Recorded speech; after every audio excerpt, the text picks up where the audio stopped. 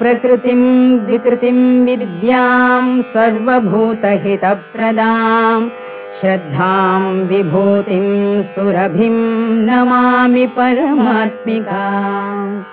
वाचं पद्मालयां पद्मां शुचिं स्वाहां सुधां सुधां धन्यां हिरण्मयीं लक्ष्मीं नित्यपुष्टां विभावरीम् अदितिं च दितिं दीप्तां वसुधां वसुधारिणीं नमामि कमलां कान्तां कामाक्षी क्रोधसम्भवाम्।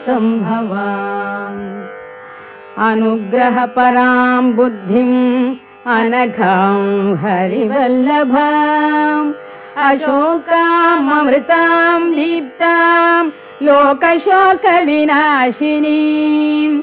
नमामि धर्मनिलयां करुणां लोकमातरं पद्मप्रियां पद्महस्तां पद्माक्षीं पद्मसुन्दरीं पद्मोद्भवां पद्ममुखीं